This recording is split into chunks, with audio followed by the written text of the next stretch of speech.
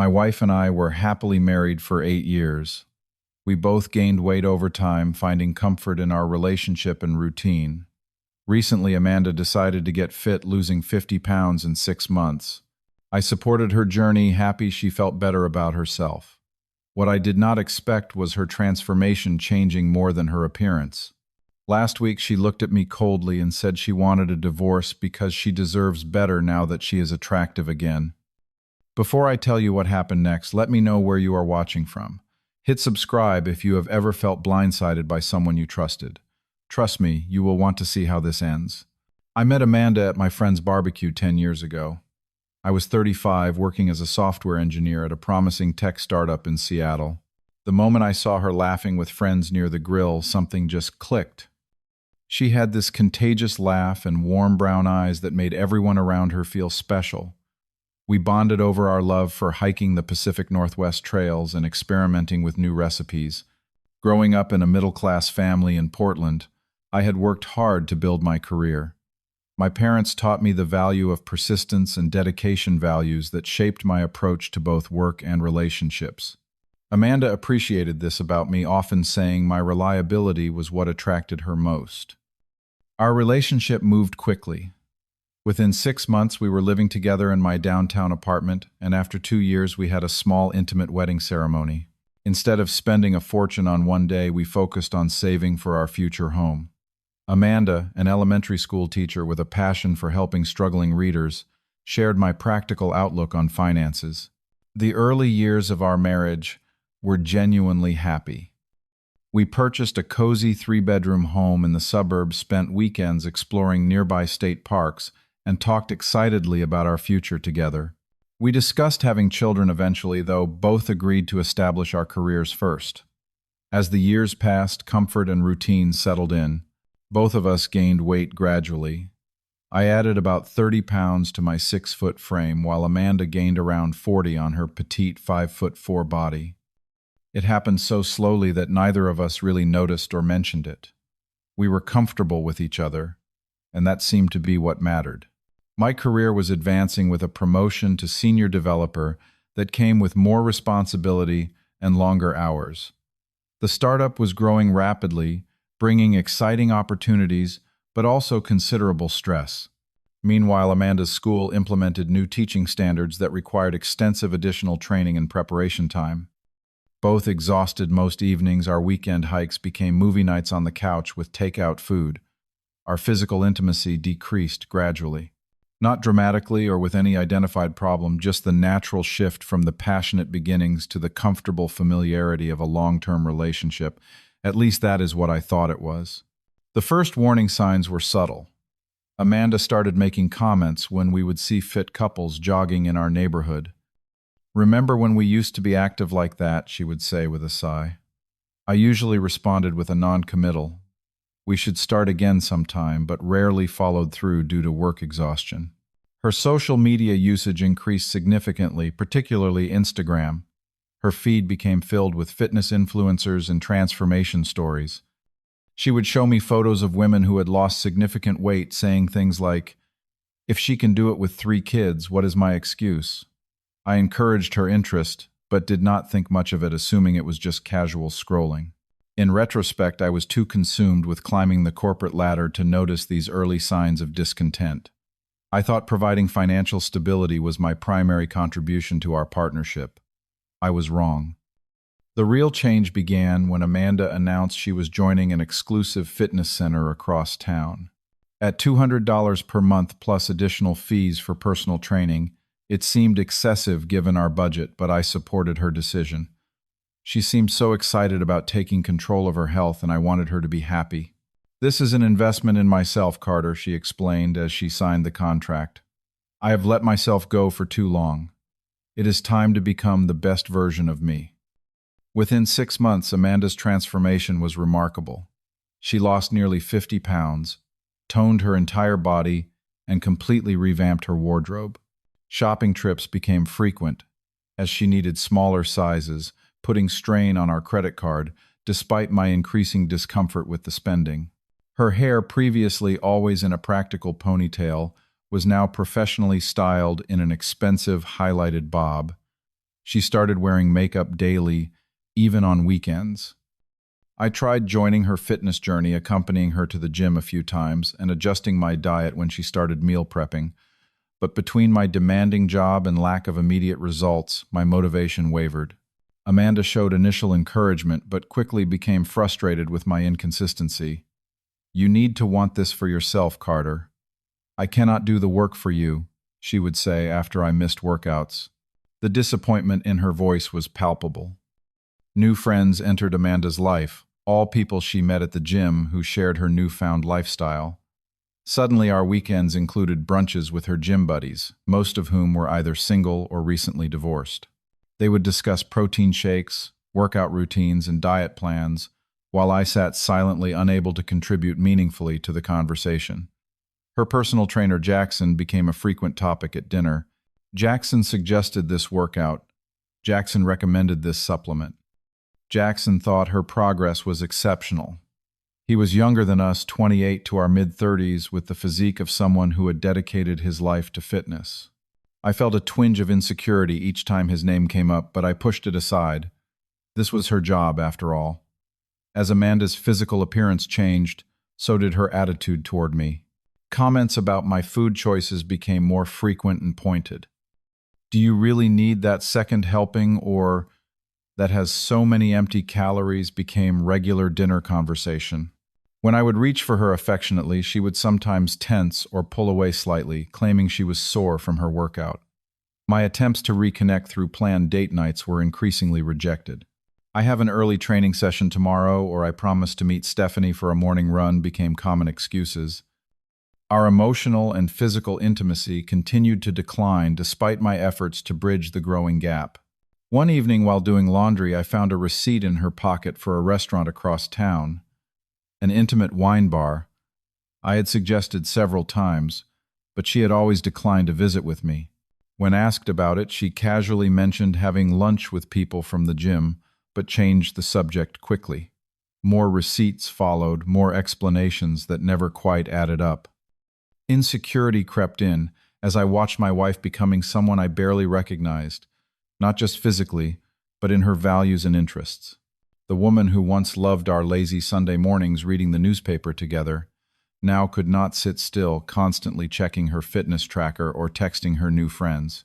"Amanda, I feel like we are drifting apart," I finally said one evening after another declined dinner invitation. "I am trying to understand your new lifestyle, but I feel excluded from this part of your life." Her response cut deep. "Maybe if you made an effort to improve yourself, you would feel more included." "I am finally prioritizing my health. Why is that threatening to you?" Her words reframed my concerns as insecurity, making me question if I was indeed the problem. Was I just resistant to positive change? Was my comfort with our previous lifestyle holding her back? These questions haunted me. For our 8th anniversary, I planned a surprise weekend at a coastal bed and breakfast where we had spent our honeymoon. I arranged time off work, packed her favorite snacks for the drive, and even bought a new outfit in a desperate attempt to show I was trying. The night before our departure, Amanda arrived home late, smelling faintly of wine and unfamiliar cologne. When I excitedly shared my plans for our anniversary, her reaction was cold. "Carter, I wish you had consulted me. I cannot just drop everything for a weekend away. I have commitments." "What commitments are more important than our anniversary?" I asked, hurt, evident in my voice. "I need space right now, Carter. I am going through changes, figuring out who I am outside of just being your wife. Can you understand that?" Later that night, while Amanda showered, a text notification lit up her phone on the coffee table. I had never been the type to snoop, but fear and suspicion overrode my principles. The message was from Jackson. "Miss you already. Tomorrow same time." The confrontation that followed revealed the extent of our disconnection. Amanda neither confirmed nor denied an emotional affair, but turned the accusation back on me. "If you were meeting my needs, I would not need to look elsewhere for understanding," she said coldly. "I have worked hard to improve myself, and all you do is try to hold me back with your insecurities." She delivered an ultimatum that night. Either I committed fully to getting in shape and becoming the partner she now felt she deserved, or she would need to reevaluate our future together. Despite the pain of what felt like conditional love, I agreed to try. Our marriage was worth fighting for, I thought. I joined her gym the next day, even agreeing to sessions with a different trainer since Jackson was too booked to take on new clients. I adjusted my diet, downloaded fitness apps, and started waking up at 5 in the morning to work out before my job. The physical challenge was intense after years of sedentary living, but the emotional toll was even greater. Each effort felt like a desperate bid to save something that Amanda had already decided was not worth saving. Despite beginning to see physical improvements, losing 15 pounds in the first month, Amanda remained distant. When I tried to initiate intimacy after a particularly good week of nutrition and exercise, she turned away, claiming fatigue. The goalpost seemed to be continuously moving. The breaking point came on a Tuesday afternoon. I had taken a half-day off work to meet with my trainer, pushing myself harder than recommended to accelerate my progress. Arriving home early, I discovered Amanda in our home office, hurriedly closing laptop windows as I entered. Later, checking our online banking for an unrelated reason, I discovered a separate account she had opened 3 months earlier. She had been transferring small amounts from our joint savings, nearly $12,000 accumulated in this secret fund. Confronting her about the account that evening led to the moment that shattered my world completely. "I want a divorce, Carter," she said with clinical detachment, as though discussing a minor schedule change. "I have evolved and you cannot keep up. I deserve better than this marriage. Better than what I asked," my voice barely audible. "I have been doing everything you asked. I am changing for you." "That is the problem," she replied, gathering her car keys. "I do not want someone who needs to change for me. I want someone who naturally matches where I am now. You will always be trying to catch up." She had already packed essential items. The calculated nature of her exit suggested weeks of planning, perhaps months. Within 30 minutes of dropping the divorce bombshell, she was gone, mentioning she had secured an apartment closer to the gym. I collapsed onto our kitchen floor, phone in hand, eventually managing to call my best friend Thomas. He arrived within the hour, finding me still sitting against the refrigerator, surrounded by the protein shakes and meal prep containers that symbolized my failed attempts to save my marriage. The days that followed passed in a blur of shock, grief, and confusion. I sent desperate texts and left tearful voicemails, swinging between begging her to return and demanding explanations. Amanda responded with brief, practical messages about collecting remaining belongings and suggested we communicate through attorneys moving forward. Following Thomas's gentle but firm advice, I consulted a divorce attorney. The meeting revealed how unprepared I was compared to Amanda. She had already filed paperwork, consulted with 3 different lawyers before selecting one with a reputation for aggressive settlements, and documented alleged emotional withholding on my part. She wanted the house, half of my retirement savings, and alimony, despite her capable income as a teacher. "This level of preparation indicates long-term planning," my attorney explained gently. "I am sorry to say this does not appear to be a spontaneous decision triggered by recent events." Thomas, concerned about the suspicious timing, and Amanda's relationship with her trainer, helped me hire a private investigator. I felt uncomfortable taking this step, but the financial stakes of the divorce forced my hand. Within 2 weeks, the investigator returned with definitive evidence, photographs of Amanda and Jackson in intimate situations dating back 8 months, well before her fitness transformation was significant. The betrayal cut deeper than I imagined possible. The fitness journey that I had supported emotionally and financially had been, at least in part, a cover for an exit strategy. The investigation uncovered a pattern. Jackson had been involved with at least 2 other married clients who subsequently divorced their husbands. He appeared to have a method: identify unhappy married women, become their confidant through training sessions, encourage their dissatisfaction, and position himself as the superior alternative. During our first mediation session, Amanda appeared confident, sitting close to her attorney, wearing an expensive outfit I had never seen. When my attorney presented evidence of her affair and its timeline, the shock on her face was the first genuine emotion I had seen from her in months. "This changes the financial considerations significantly," my attorney explained calmly. "Evidence of an affair conducted using marital funds, The expensive gym membership, personal training sessions, gifts documented in your joint credit card statements will be relevant to the judge when considering asset division. For the first time, Amanda appeared unsettled, her carefully constructed narrative unraveling. The mediator suggested we take a break, during which I overheard her arguing with her attorney in the hallway. As mediation continued, I maintained the physical fitness routine.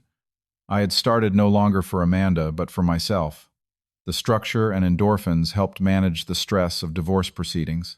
I found unexpected strength in setting boundaries, refusing her unreasonable demands instead of capitulating as I might have done previously. 1 month after Amanda moved out, I received an unexpected Facebook message from a woman named Tiffany. "You do not know me, but I was a client at Elevation Fitness last year.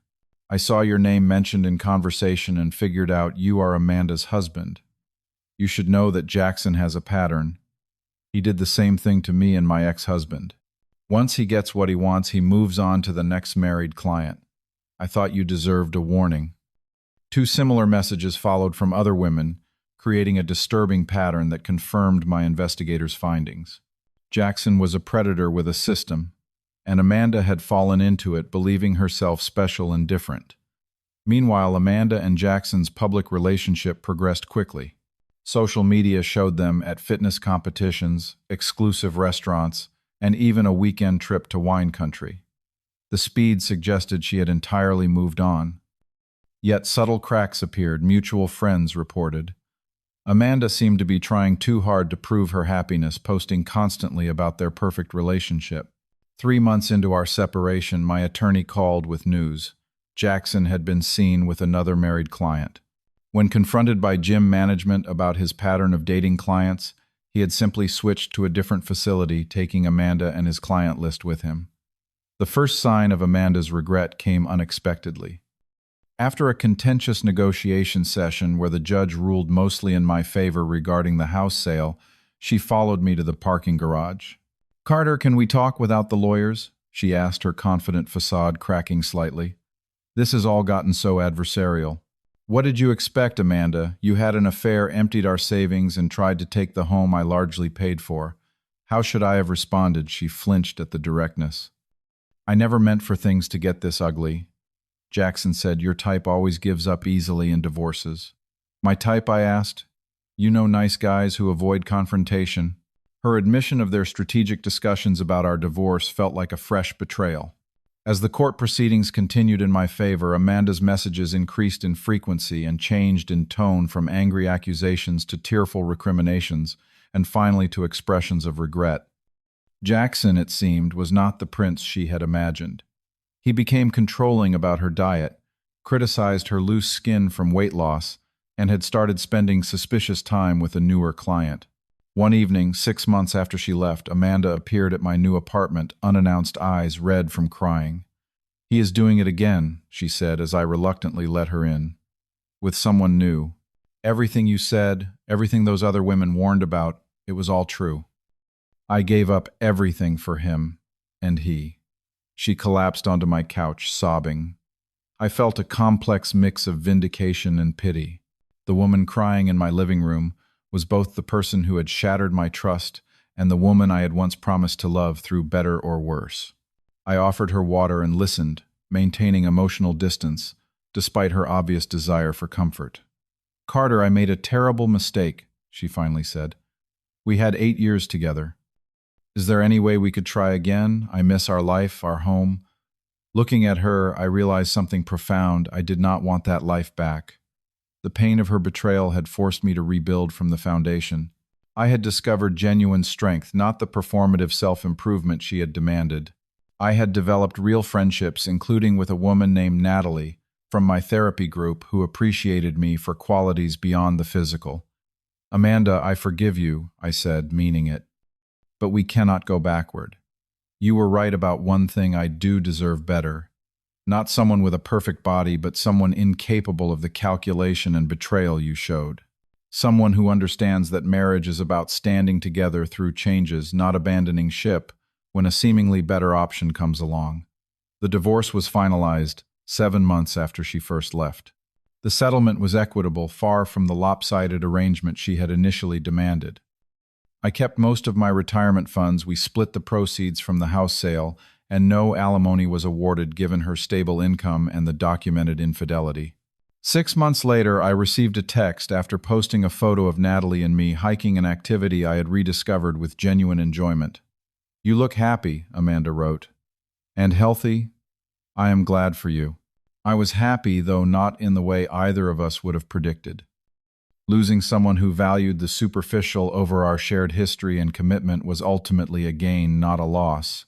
The experience taught me to value myself independent of others' validation, and to recognize that true partnership means growing together, not outgrowing each other. Through the most painful experience of my life, I found a resilience and self-respect I never knew I possessed. Sometimes the greatest betrayals lead us exactly where we need to be, forcing growth that comfort never could. I cannot say it was easy to move forward after such a profound betrayal. The first few months were a darkness I never knew existed. Every memory with Amanda needed re-examining. Had she been planning her exit, even during our last anniversary? Was any of it real? These questions haunted my sleepless nights. What ultimately saved me was focusing on one day at a time. Thomas virtually moved in that first week, sleeping on my couch and making sure I ate regular meals. He would drag me out for walks when all I wanted was to stare at the ceiling, replaying 8 years of marriage, looking for clues I had missed. Therapy became my lifeline. My therapist, Dr. Marshall, helped me understand that Amanda's betrayal reflected her character flaws, not my worthiness. "Some people constantly seek external validation," he explained during our third session. "They believe the next relationship, the next achievement, or the next physical change will finally make them feel complete. It never does." The fitness routine I had started to save my marriage became my emotional outlet. Morning runs gave structure to empty days. Weight training channeled my anger into something productive. Within 4 months, I had lost 35 pounds, not because anyone demanded it, but because physical exertion quieted my racing thoughts. The physical changes were significant. I dropped from a tight XL to a comfortable medium. My energy levels soared, but the internal transformation was far more profound. I developed a relationship with myself based on self-respect rather than self-criticism. My career became another anchor. The startup was preparing for acquisition, requiring intense focus. Rather than a distraction from my personal problems, work became a reminder of my capabilities beyond being someone's husband. My team relied on me during this critical period, and meeting that responsibility rebuilt my confidence.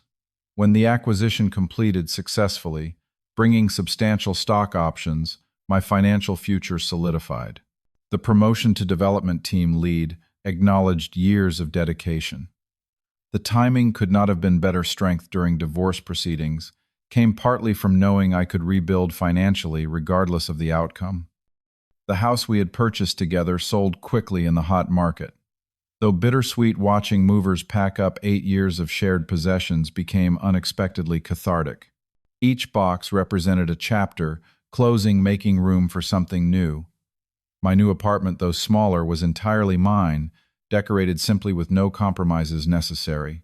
Throughout the divorce process, I discovered unexpected strength in setting boundaries.